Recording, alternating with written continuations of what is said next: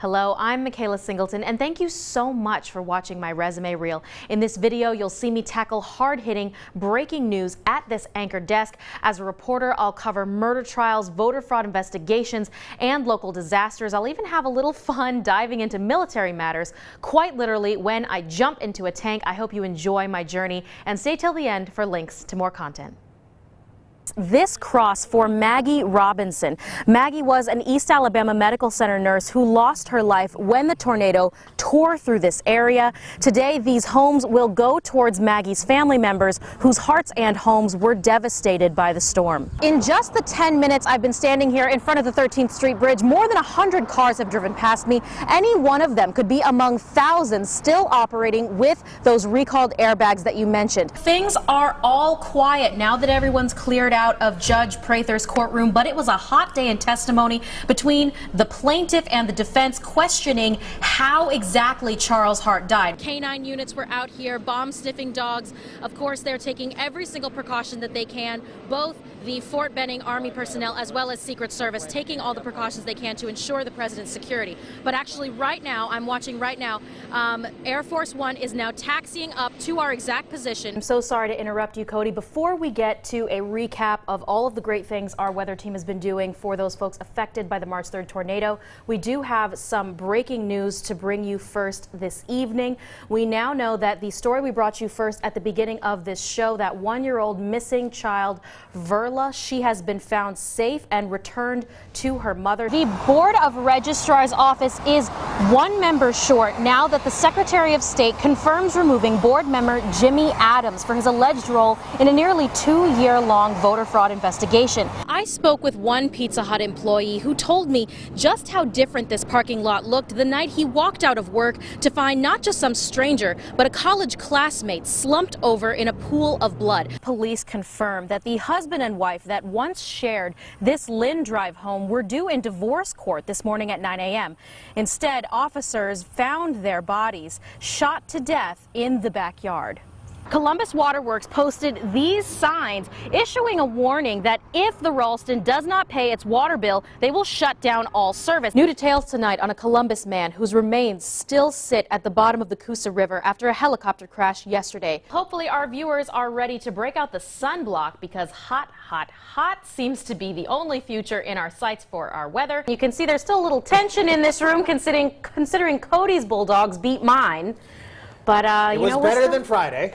It's true, and we're all still friends here. The pipe I'm standing in is more than 10 feet wide. It's definitely going to be one of the largest attractions here at the Great Wolf Lodge in LaGrange. At the Columbus Regional Research Institute, if you're familiar with where the old health department used to be, it's actually just a stone throw away from Midtown Medical Center. So let's say you get a speeding ticket or some other citation, and it ends up, say, crumpled up in the back seat of your car. Luckily, those got paid last year, so don't worry about that. The four-man teams will have to work together to prove they are the best at operating this dangerous and awe-inspiring piece of machinery. And once they're in, they'll be setting their sights on the targets, but also on the prize.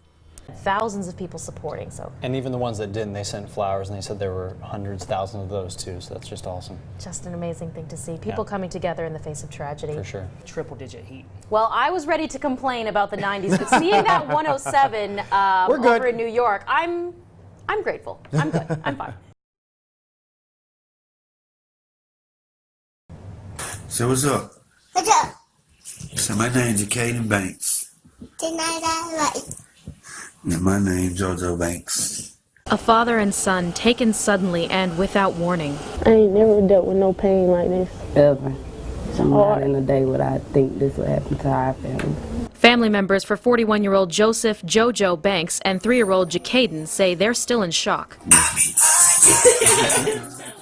That's all I know my whole adult life. It was me and JoJo.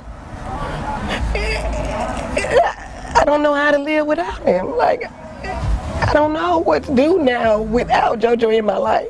Banks and his son were found shot to death at 6 Stewart Drive early Tuesday morning. Police say thankfully there's no shortage of tips from concerned Columbus citizens, including one Wednesday morning that led officers to a stolen white truck connected to the investigation. It affects the public more. when it's a small child that doesn't have that right to make decisions and gets put into these situations and things like this happen. And that's probably one reason we're getting more help from the public, because that's something they're not going to stand for. It was wrong, and it was cold. Like, how could you kill a baby? CPD tells News 3 the manhunt is still on in force for the unidentified man last seen getting into the white truck with Joseph and Jacaden. Their loved ones say they have faith in the Columbus community that someone will come forward and ease their pain. We miss you. We're going to always miss you. Love you, and I'm going to make you proud. And we're going to keep your name alive, because everybody knew and loved JoJo. It's JoJo Banks. Reporting on your side in Columbus, Mikhaela Singleton, WRBL, News 3.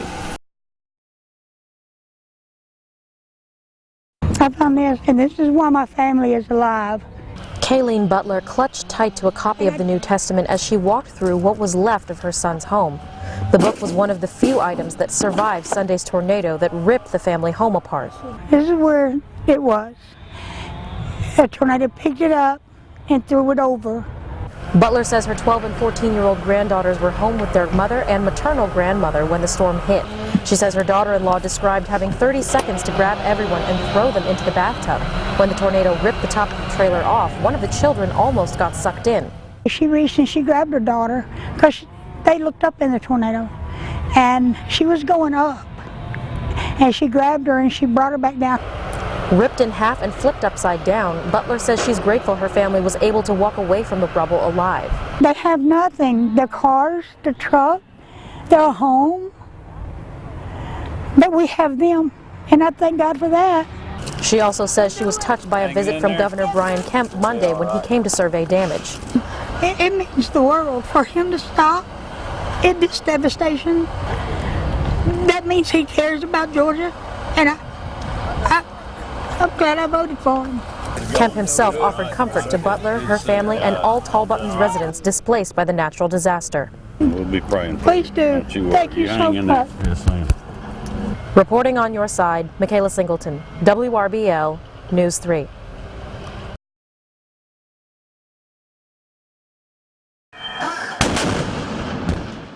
The ground shakes and spent shells rain across the range as 15 teams from across the U.S. and the world gather to prove which has the best tank operators. The competition will be fierce, I can tell you that. The 2018 Sullivan Cup will this year test the Army, Marines, National Guard, and a couple international competitors on all their physical and mental skills when operating the big guns.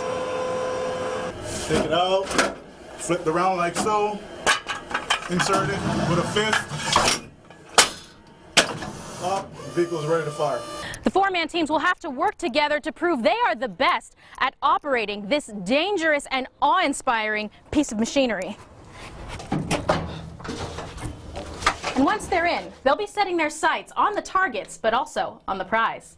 It's not easy, doing what these tank crews do. They have to work and push all the buttons and adjust everything to make sure that the tank is actually firing right, and then they have to be able to understand the terrain so they can move their vehicle tactically in the terrain in the best position while also taking into account what the enemy's doing.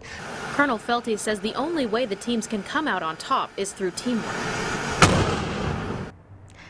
Well, that's the end. I'm Mikhaela Singleton, and thank you for watching my Reporter Anchor Reel. For even more content, click here. For an A block I both anchored and produced myself, click here, and check out a playlist of my award-winning reporter stories right here. Please contact me anytime.